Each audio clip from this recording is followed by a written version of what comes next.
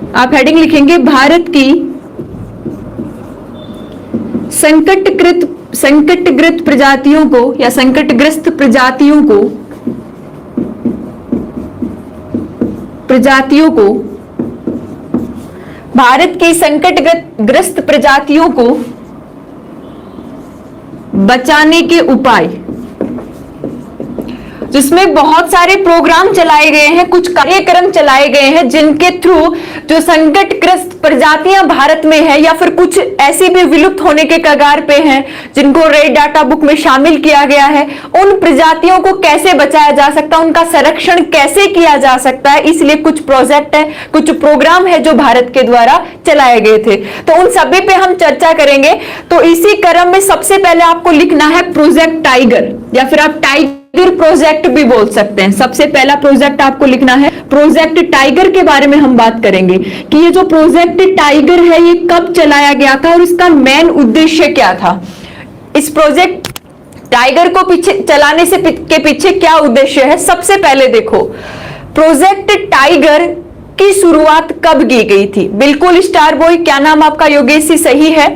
Project tiger 1973 में शुरू किया गया। 1973 के अंदर जब टाइगर बाघ की संख्या में धीरे धीरे कमी आने लगी और ऐसे लगने लगा कि ये भी एक विलुप्त प्रजाति है जो विलुप्त होने के कगार पे आने लग गई है, तो इसके लिए भी एक प्रोजेक्ट बनाया गया जिसे प्रोजेक्ट टाइगर का नाम दिया गया, जो 1973 में शुरू किया गया था। ठीक है, तो सबसे पहले आपको यही याद रखना है कि भारत सरकार द्वारा 1973 में 1973 में प्रोजेक्ट टाइगर की शुरुआत की गई। क्यों की गई? क्योंकि धीरे धीरे जो बाघ हैं, जो टाइगर्स हैं, इनकी संख्या में क्या आने लगी? कमी आने लगी। धीरे धीरे टाइगर्स या फिर बाघ की संख्या में कमी आने लगी, तो ऐसे लगने लगा कि ये एक संकटग्रस्त प्रजाति है जो विलुप्त हो सकती है और इसे बचाना चाहिए। तो इसके संरक्षण के लिए किसकी शुरुआत कर दी? प्रोजेक्ट टाइगर की शुरुआत की गई, और जिसके लिए क्या बनाए गए? कुछ रिजर्व प्रोजेक्ट भी बनाए गए। रिजर्व प्रोजेक्ट भी बनाए गए और फिलहाल के अंदर इनकी जो संख्या है वो कितनी है? 50 है। तो सीधा भी पूछा जा सकता है आपको कि रिजर्व टाइगर जो प्रोजेक्ट है उनकी संख्या कितनी है। तो कंप्लीट नंबर भी आपको याद रखना है, और कितने होंगे? 50 होंगे। मैडम सही दिखाई नहीं दे रहा, एक मिनट।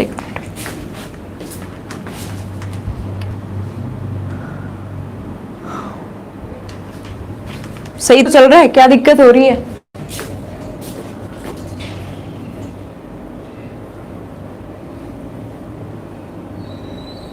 चलो,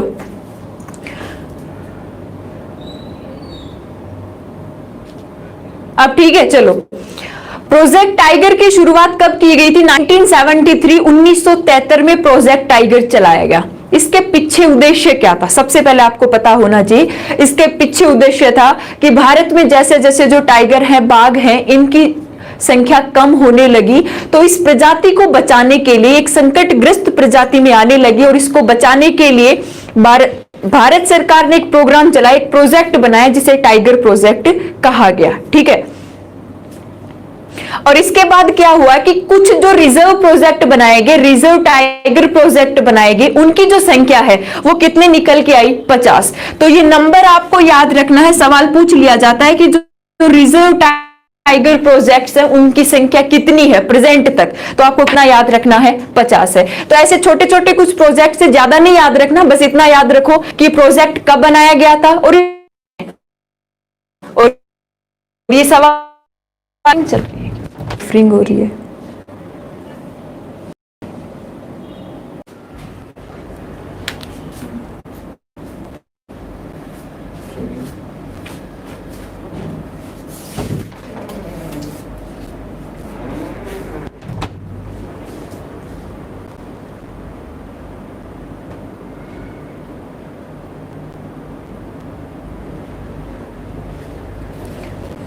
ठीक है, चलो। तो नेक्स्ट प्रोजेक्ट की अगर अपन बात करें तो नेक्स्ट प्रोजेक्ट आपका क्या होगा? Elephant project. देखो, एलिफेंट प्रोजेक्ट की जो शुरुआत है ये 1992 में की गई थी।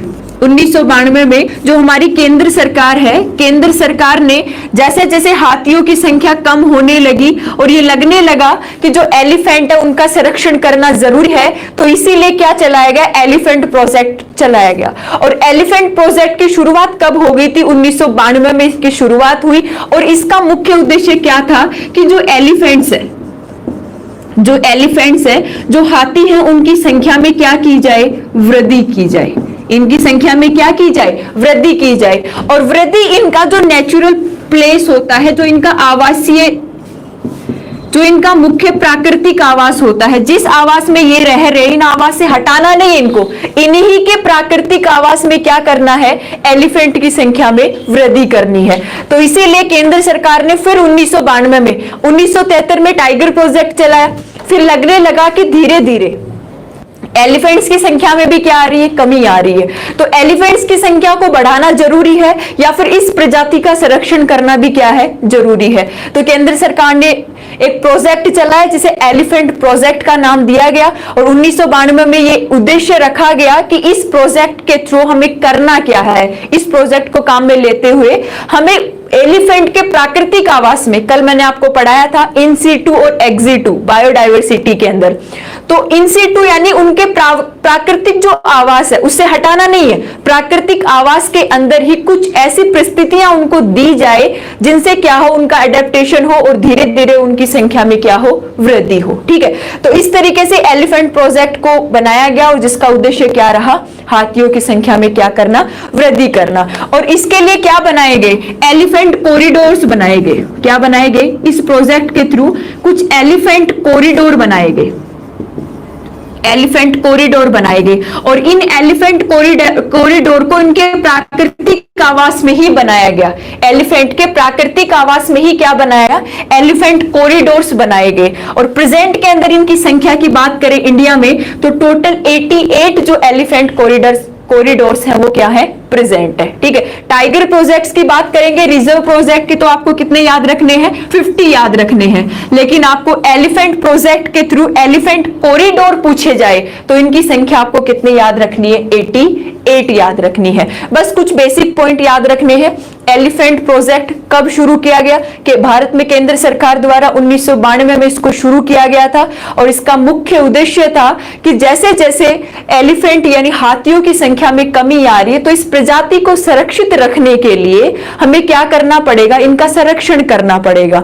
और संरक्षण के लिए क्या करेंगे, हम कुछ एलिफेंट कॉरिडोर्स बनाएंगे और वो भी उनके प्राकृतिक आवास में, उनके प्राकृतिक आवास से उनको हटाना नहीं है, उनका जो प्राकृतिक आवास है उसी में एलिफेंट कॉरिडोर्स बना देंगे। और जो उनको संसाधनों की कमी हो रही है या फिर जो उनको एडेप्टेशन के लिए जो भी दिक्कत आ रही है वो हम उसको परिस्थितियां उपलब्ध करवाएं ताकि हाथियों की संख्या में धीरे धीरे क्या हो, वृद्धि हो। ठीक है, तो प्रेजेंट के अंदर अगर एलिफेंट कॉरिडोर आपसे पूछे जाए तो आपको संख्या कितनी याद रखनी है, 88। ठीक है, और टाइगर प्रोजेक्ट रिजर्व की बात की जाए तो आपको कितने याद रखने हैं, 50 याद रखने हैं। ये बात क्लियर होगी कि एलिफेंट प्रोजेक्ट क्या था। अब देखो इसके बाद 2003 की बात है। 2003 के अंदर साइट्स के द्वारा एक माइक प्रोग्राम चलाया गया था। और वो माइक प्रोग्राम क्यों चलाया गया था, हाथियों की अवैध हत्या को रोकने के लिए।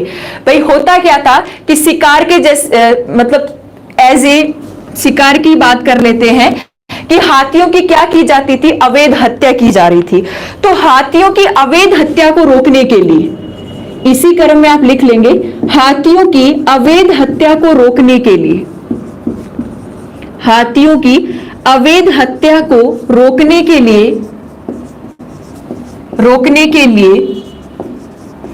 2003 में, कब की बात है, 2003 के अंदर, 1992 में तो एलिफेंट प्रोजेक्ट बना था। ठीक है, और इसके बाद क्या हुआ, 2003 की बात है, 2003 में हाथियों की अवैध हत्या को रोकने के लिए 2003 में साइट्स के द्वारा एक प्रोग्राम चलाया गया, साइट्स के द्वारा एक प्रोग्राम चलाया गया। और उस प्रोग्राम का नाम क्या रखा गया था, माइक प्रोग्राम।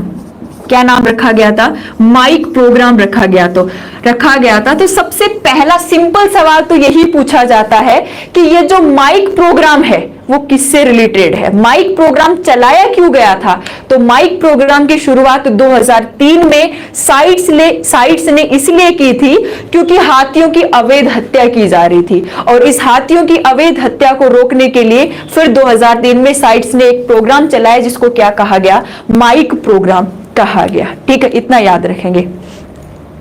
अब देखो इसके बाद में आपने एक नारा सुना होगा, या फिर ये भी एक प्रोग्राम ही था, हाथी मेरे साथी, सुना होगा सबने, कुछ ऐड भी देखे होंगे, हाथी मेरे साथी सुना है, सुना होगा सबने।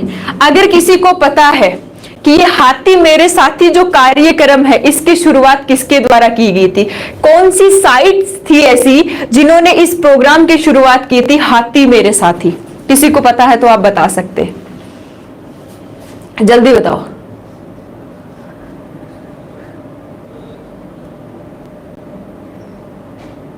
हाँ बिल्कुल मनोज चौधरी जी, बिल्कुल बिल्कुल। पंकज नेगी जी आपका सही है, मोफ, MOEF, हाथी मेरे साथी। ये जो प्रोग्राम चलाया गया था ये कौन सी साइट के द्वारा चलाया गया था, मोफ, MOEF, मोफ साइट के द्वारा हालत की गई। आपको ये ऑप्शन में WTI भी,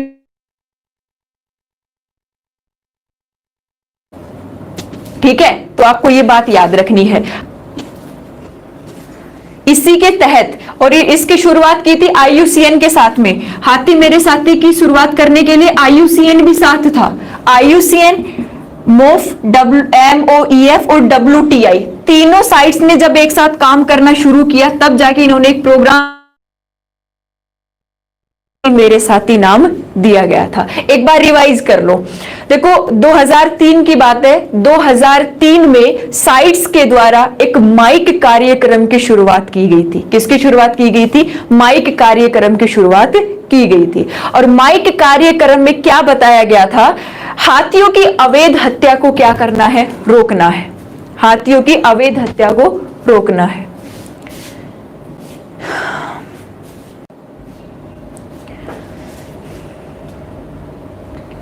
ठीक है, साइट्स द्वारा 2003 में माइक प्रोग्राम की शुरुआत की गई, और इसके बाद क्या हुआ कि हाथी मेरे साथी का जो प्रोग्राम है वो किसने शुरू किया, IUCN का साथ दिया। IUCN का साथ देते हुए मोफ और WIT, इन दोनों साइट्स ने IUCN का साथ दिया और हाथी मेरे साथी प्रोग्राम की क्या की थी, शुरुआत की थी। तो यहां से भी अच्छे सवाल पूछे जाते हैं। ठीक है, एक बार देख लो।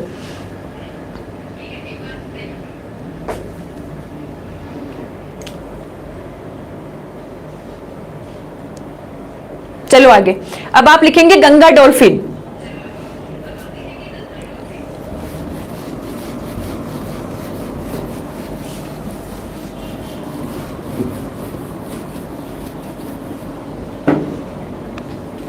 गंगा डॉल्फिन का नाम आप सबने सुना होगा, गंगा डॉल्फिन।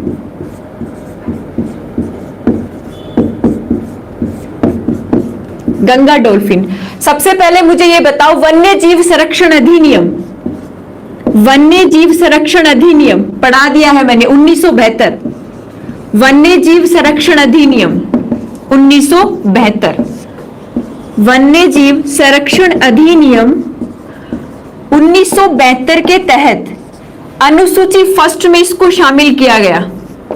अनुसूची फर्स्ट में वन्य जीव संरक्षण अधिनियम के 1972 के तहत अनुसूची फर्स्ट में इस गंगा डॉल्फिन को क्या किया गया था, शामिल किया गया था। अब देखो ये जो गंगा डॉल्फिन है ये भारत, नेपाल, बांग्लादेश, भारत, नेपाल, बांग्लादेश, इनमें जो ब्रह्मपुत्र, गंगा, ब्रह्मपुत्र हो गई, गंगा हो गई, इन नदियों का जो मोस्टली ये मीठे पानी की मछली है, तो इन नदियों के अंदर गंगा डॉल्फिन को देखा गया। गंगा डॉल्फिन है, इसको वन्य जीव संरक्षण अधिनियम 1972 के तहत अनुसूची फर्स्ट में शामिल किया गया था।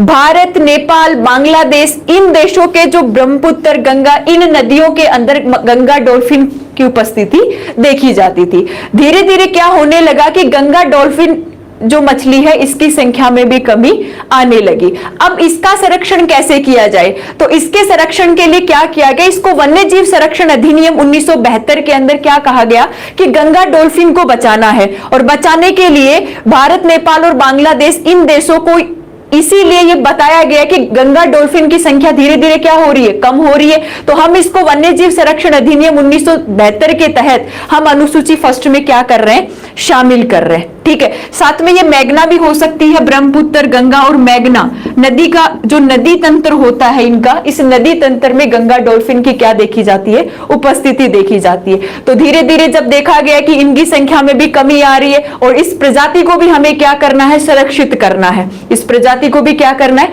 संरक्षित करना है, तो इसीलिए हम उस टाइम पे जब वन्य जीव संरक्षण अधिनियम 1972 चल रहा था तो इसी के तहत इसको किस में रख दिया गया, अनुसूची फर्स्ट में रख दिया गया। ठीक है,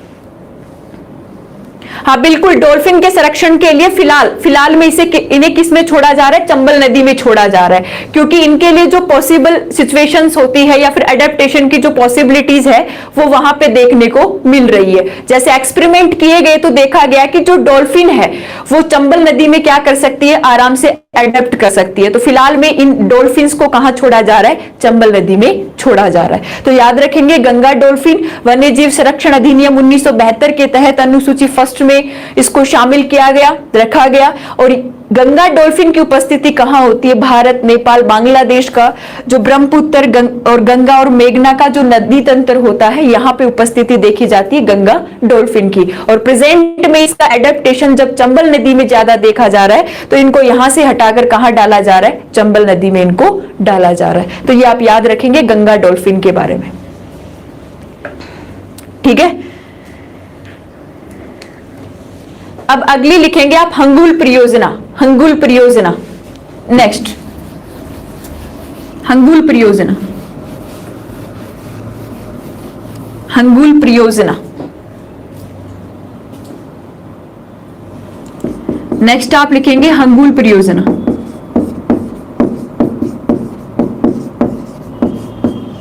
चलो, किसी को पता है तो बता सकते हैं मुझे, हंगुल परियोजना कहां की है और क्यों चलाई गई, बताओ कोई भी।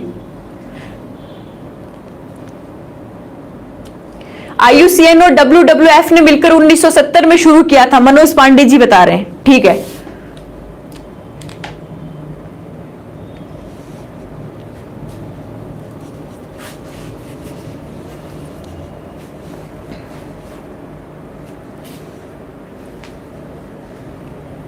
और कोई?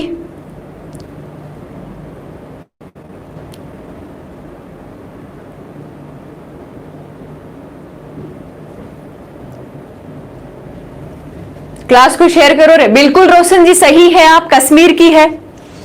हंगुल परियोजना कहां की है, कश्मीर की है, इसीलिए हंगुल को कश्मीर स्टेक के नाम से भी जाना जाता है, जो केवल कश्मीर के दाची-गांव राष्ट्रीय उद्यान में ही पाए जाते हैं। दाची-गांव,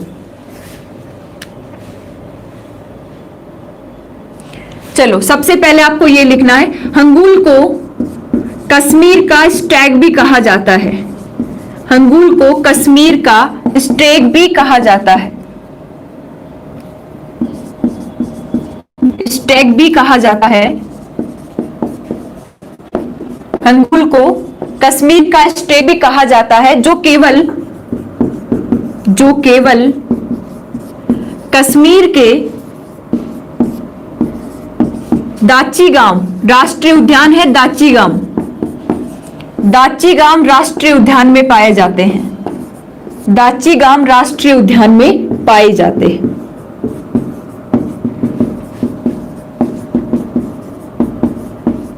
तो कश्मीर की परियोजना है हंगुल परियोजना।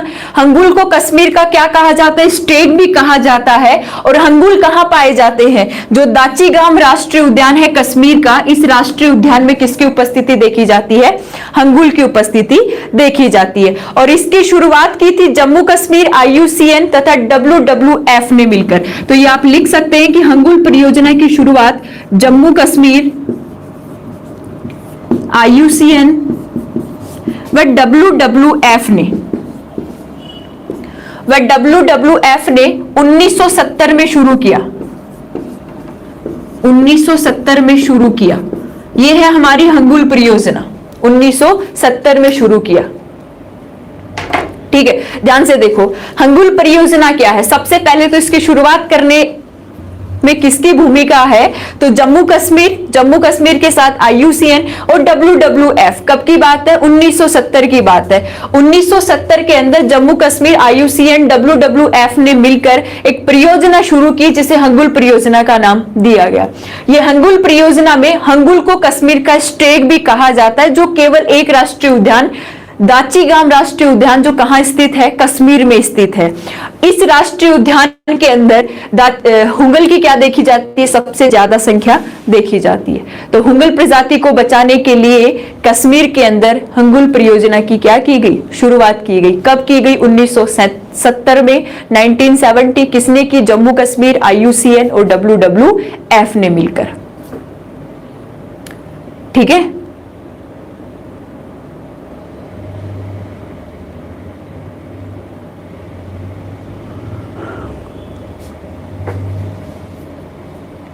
चलो आगे।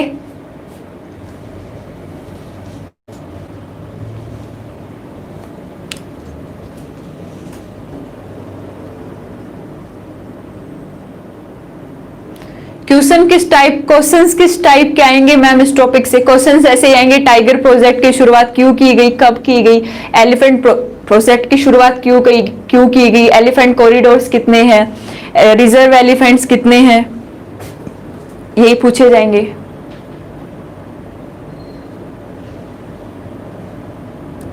हंगुल क्या होता है? हंगुल मतलब हिरण जैसा होता है अगर बात करें तो। ठीक है, चलो नेक्स्ट हेडिंग लिखेंगे आप।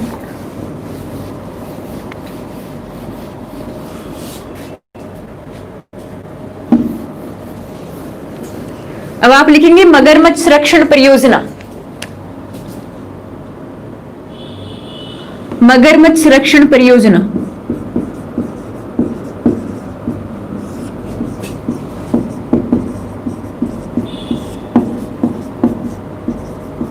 बस इतना याद रखना है, मगरमच्छ संरक्षण परियोजना कब शुरू की गई थी। शुरू तो IUCN द्वारा ही की जाएगी, लेकिन कब शुरू की गई थी बता सकते हैं? मगरमच्छ संरक्षण परियोजना की शुरुआत कब की गई? पढ़ रखा होगा आपने ये सब तो।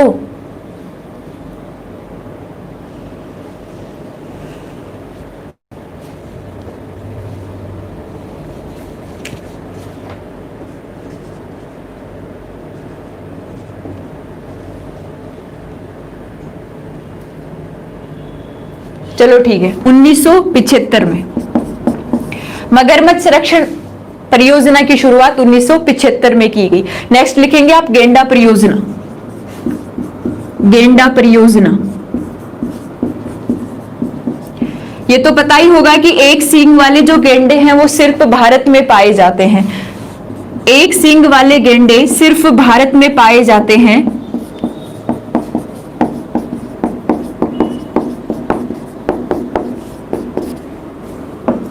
सिर्फ भारत में पाए जाते हैं। और गेंडा परियोजना की शुरुआत कब की गई पता है किसी को?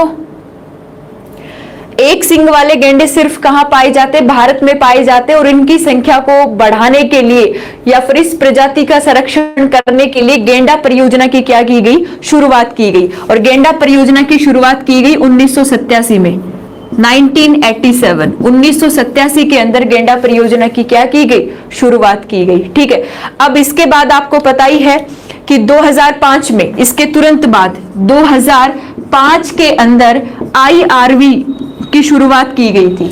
इसके तत्पश्चात 2005 से अभी 2020 तक भी रेगुलर है, 2020 तक भी रेगुलर है IRV की शुरुआत की गई थी गेंडा परियोजना में। गेंडा परियोजना जैसे ही 1987 में शुरू की गई, उसके तत्पश्चात 2005 के अंदर, 2005 से 2020 से ये रेगुलर वर्किंग में है और IRV की क्या की गई? शुरुआत की गई। अब ये IRV क्या होता है? इंडियन राइनो विजन, इसकी फुल फॉर्म आप लिख लेंगे IRV, Indian rhino vision, Indian rhino vision, Indian rhino vision की शुरुआत की गई तत्पश्चात 2005 में। आईआरवी जो प्रेजेंट 2020 तक भी क्या है, रेगुलर है।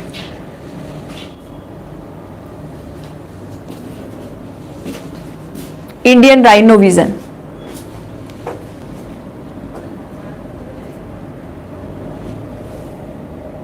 IRV Indian rhino vision.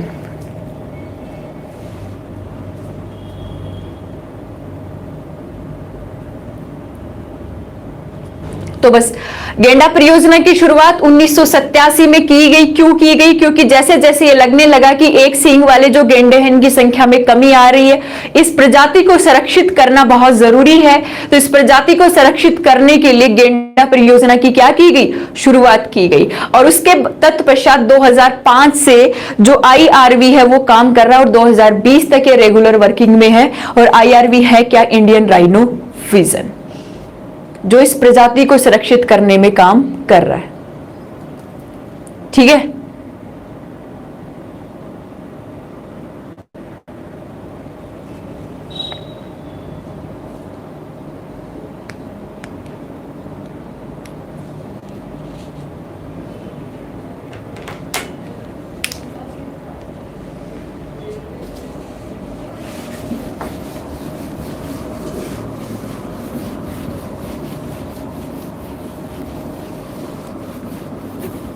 अब आप लिखेंगे हिम तेंदुआ परियोजना। हिम तेंदुआ परियोजना। हिम तेंदुआ परियोजना। अब आप लिखेंगे हिम तेंदुआ परियोजना। हिम तेंदुआ परियोजना कब शुरू की गई थी? हिम क्षेत्रों के अंदर। सबसे पहले तो हिम क्षेत्रों में तेंदुए की संख्या में वृद्धि करने के लिए, हिम क्षेत्रों में तेंदुए की संख्या में वृद्धि करने के लिए 2009 में हिम तेंदुआ परियोजना शुरू की गई थी। 2009 में। कब की बात है? 2009 की बात है। ये बात आपको याद रखनी है। हिम तेंदुआ परियोजना किससे रिलेटेड है? हिम क्षेत्रों में तेंदुए की संख्या को बढ़ाने के लिए या संरक्षित करने के लिए इस प्रजाति को 2009 में हिम तेंदुआ परियोजना की क्या की गई, शुरुआत की गई। अब चलो कुछ वन संरक्षण आंदोलन आपको एक साथ लिखने हैं, तो आप हेडिंग लिखेंगे। अब ये जो इंपॉर्टेंट परियोजनाएं थी वो सारी मैंने करवा दी है, ठीक है। सुक्षा बिश्नोई रुक जा तू बस। अब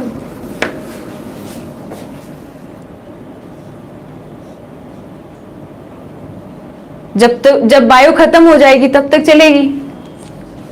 अविनाश कुमार जी,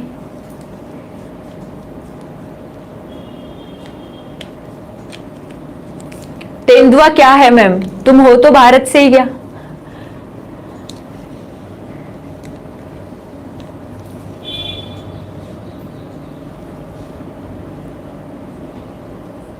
भूप क्या आईडी है आपकी?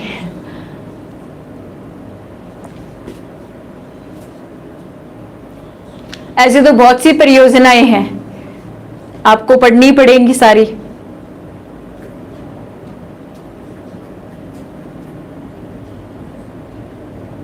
क्या हुआ सो गुजर? सुक्षा बिश्नोई पहले पढ़ ले, फिर इंसाफ में मिल जाएगा। पढ़ ले पहले।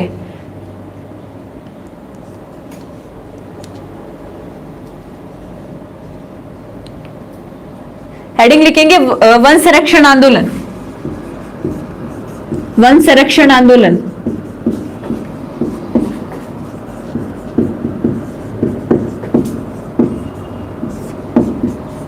तुम इंसाफ के लिए खाना पीना नहीं छोड़ सकते, इधर उधर घूमना नहीं छोड़ सकते और पढ़ाई छोड़ रहे हो, ये क्यों? कौन सी बात हो गई? हमें इंसाफ चाहिए। हेडिंग लिखो वन संरक्षण आंदोलन। एक तरफ आपको लिखना है नाम वर्ष या फिर ईयर लिख सकते हैं। एक तरफ आप नाम लिख लो और एक तरफ उसका विवरण लिख लो। एक टेबल बनवा देती हूं, इधर उधर भटकने की जरूरत नहीं पड़ेगी।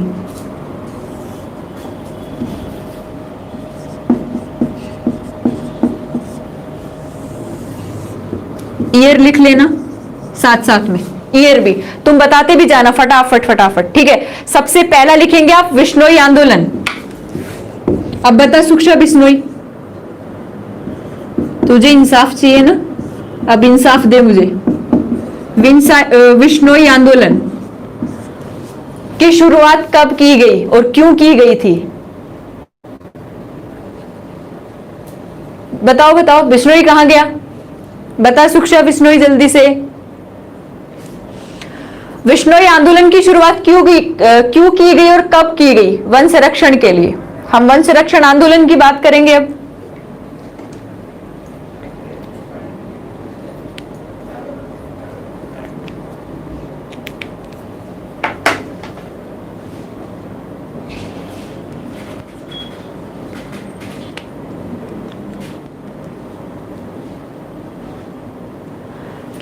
सुक्षा बिश्नोई सवाल का जवाब दे, बातें नहीं करनी।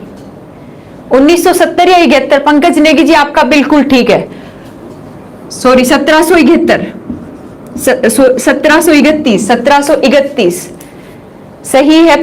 मनोज पांडे जी आपका 1731 बिल्कुल। 1731 में राजस्थान की अमृता बिश्नोई द्वारा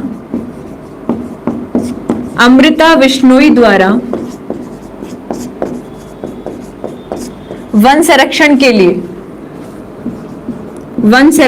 लिए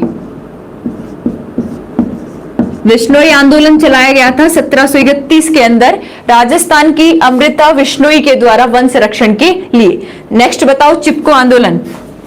पता होगा, ये तो छोटी क्लासों में पढ़ के भी आए हो। चिपको आंदोलन की शुरुआत कब की गई और क्यों की गई? बताओ जल्दी से। चिपको आंदोलन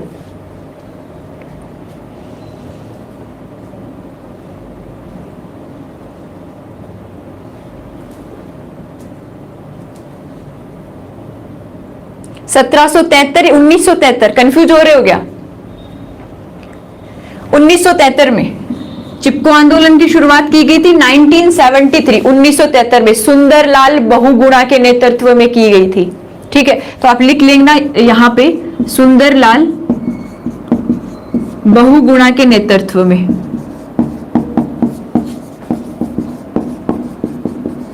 वन संरक्षण से संबंधित ही है, क्योंकि हम वन संरक्षण आंदोलन ही पढ़ रहे हैं।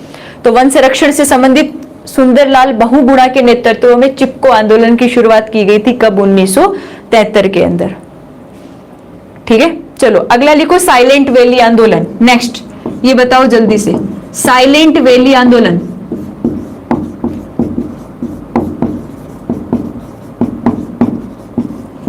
साइलेंट वैली आंदोलन की शुरुआत कब की गई? हाँ बिल्कुल, चिपको आंदोलन 1973 में शुरू किया गया था सुंदरलाल बहुगुणा के नेतृत्व में।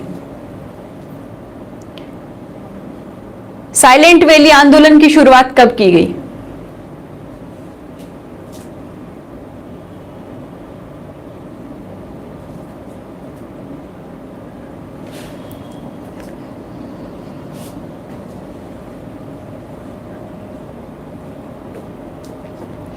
ये भी 1973 में शुरू किया गया था, साइलेंट वैली आंदोलन 1973 में। और कहां पे? केरल में।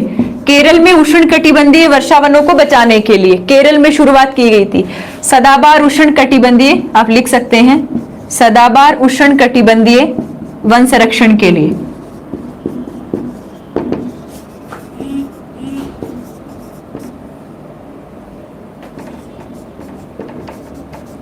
सदाबहार उष्णकटिबंधीय वन संरक्षण के लिए केरल के अंदर साइलेंट वैली आंदोलन की शुरुआत 1973 में की गई थी। चलो नेक्स्ट आप लिखेंगे अप्पिको आंदोलन। एक स्टूडेंट पूछ भी रहा है तो हेडिंग लिख लो नेक्स्ट, अप्पिको आंदोलन। अप्पिको आंदोलन भी वन संरक्षण आंदोलन से संबंधित है। तो अप्पिको आंदोलन की शुरुआत किसने कब की गई और क्यों की गई? 1973 कर्नाटका में। पंकज नेगी जी।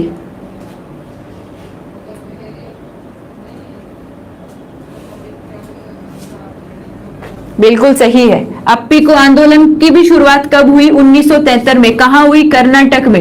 इसीलिए कर्नाटक का चिपको आंदोलन किसको कहा जाता है? अप्पिको आंदोलन को कहा जाता है। तो लिख सकते हैं इसे कर्नाटक का चिपको आंदोलन भी कहा जाता है। इसे कर्नाटक का चिपको आंदोलन भी कहा जाता है। इसे कर्नाटक का चिपको आंदोलन भी कहा जाता है। तो पूछ सकता है अप्पिको आंदोलन की शुरुआत कब हुई? 1973 में हुई और इसे कहां की गई? कर्नाटका में। इसीलिए इसे कर्नाटका का चिपको आंदोलन भी कहा जाता है। ठीक है, इसे कर्नाटका का चिपको आंदोलन भी कहा जाता है। नेक्स्ट लिखेंगे आप नर्मदा बचाओ आंदोलन। मिटा दो ऊपर वाला, ये मिटा लो। नर्मदा बचाओ आंदोलन की शुरुआत कब की गई थी? नर्मदा बचाओ आंदोलन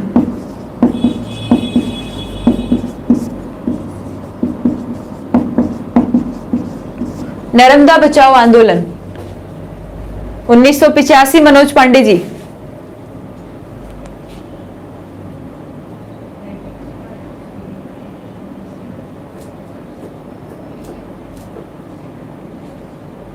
नर्मदा बहुउद्देशीय बांध परियोजना 1985 में। बिल्कुल सही है। 1985 1985 में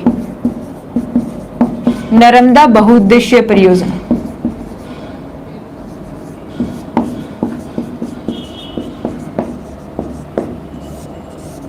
गुजरात बांध की बात है।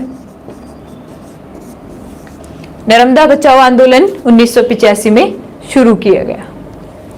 और आप पढ़ ही लेंगे, वन संरक्षण से संबंधित जितने भी थे वो सारे मैंने आपको लिखा दिए हैं।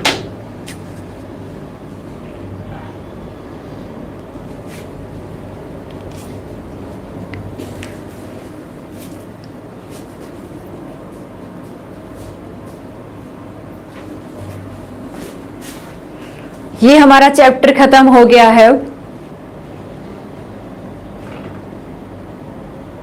ठीक है नीरज वर्मा जी, कल नया चैप्टर लेंगे, ये खत्म हो गया है। देव कुमार जी क्या बोले?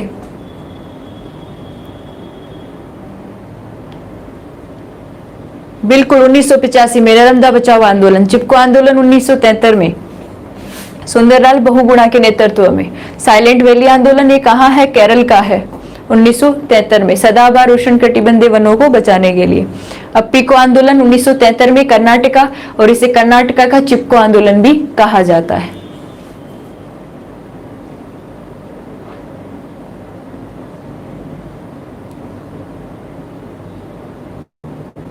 रागिनी जी बता देंगे, वो कल ही पता चलेगा। Thank you Neeraj.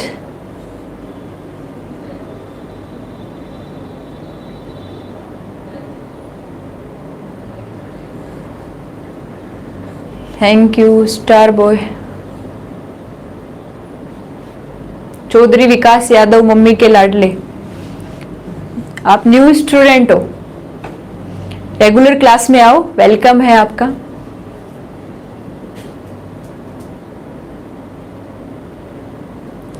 ये आजकल तुम कहां से आईडी उठा उठा के बनाते हो? लाडला करणी माकार, लाडली माँ की।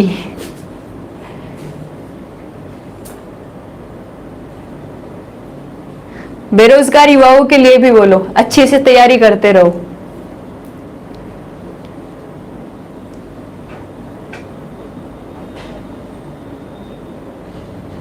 ठीक है चलो।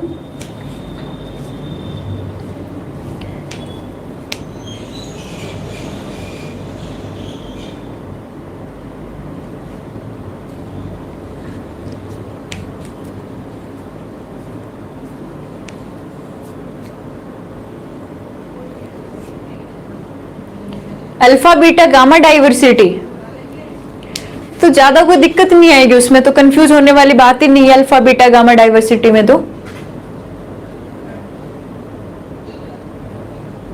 ओके मनोज चौधरी जी, ओके ओके ओके। नहीं कुलदीप राजक जी, बिल्कुल नहीं।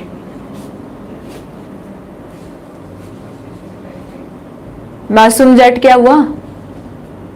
लाडला मैडम मैं भी new student, okay okay welcome.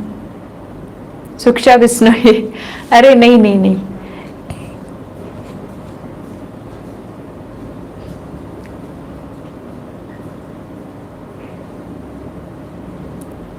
Okay Sunil,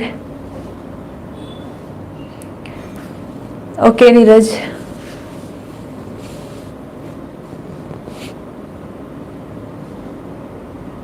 बिल्कुल स्टार बॉय, बिल्कुल बिल्कुल बिल्कुल।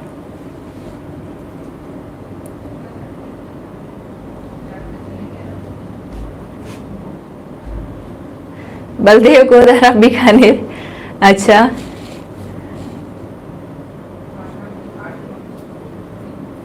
क्यों गोपी, क्या हुआ?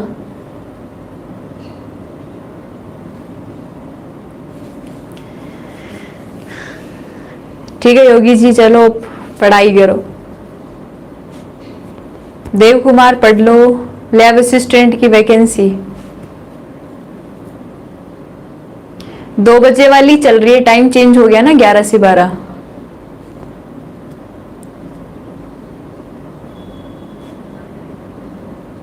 ओके सुनील, भोले की टाली Anita, bye bye bye Anita.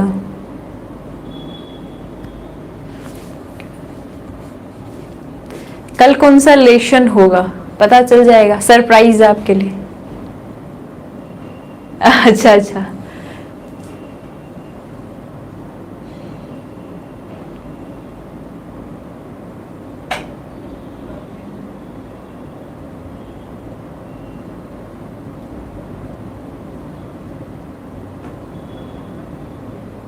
सुक्षा Bishnoi बिल्कुल सही बात है, बट थोड़ा पढ़ाई में ध्यान दे ले। क्लास का टाइम 11 से 12 है नरेंद्र मेघवाल। नरेंद्र जी क्लास का टाइम 11 से 12 है।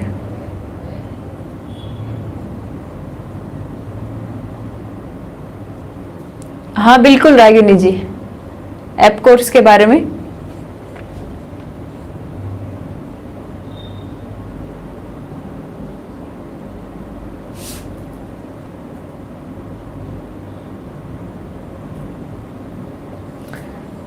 भूप भूप आपका क्या नाम है? मैंने आपसे इसलिए नहीं बोला, जिन्होंने पूछा था कि तेंदुआ क्या होता है मैम, उनका आंसर था।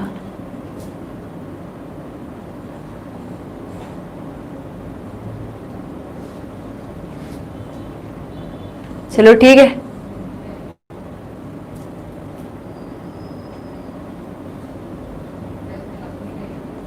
फिजिक्स स्टार्ट होगी कंप्लीट हो जाएगी बायोलॉजी तब।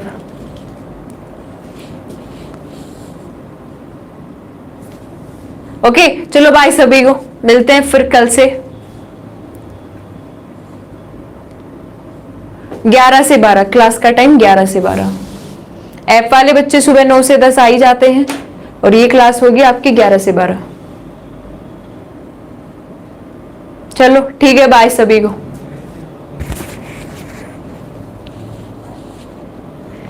केमिस्ट्री फिजिक्स स्टार्ट होगी जब बायोलॉजी कंप्लीट हो जाएगी, बायोलॉजी को तो कंप्लीट करवाए। कोर्स आपको 499 रुपए में मिलेगा श्रीराम EDU ऐप से, जो आपको प्ले स्टोर से इंस्टॉल करना है। लिख देती हूं मैं, आप देख लेना। क्या नाम था आपका? नाम मैंने देखा नहीं है।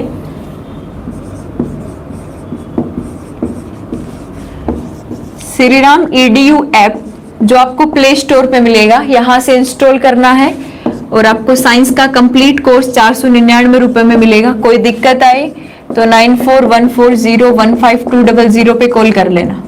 कोई भी प्रॉब्लम आए, ऐप इंस्टॉल करने में प्रॉब्लम आ रही है, कोर्स खरीदने में प्रॉब्लम आ रही है, तो आप यहाँ पे एक बार कॉल कर लेना 9414015200 पे, ठीक है।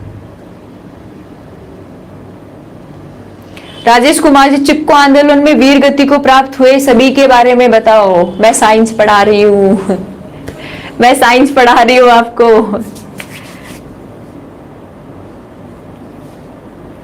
ठीक है, चलो अब मिलते हैं फिर कल। 40 मिनट की क्लास।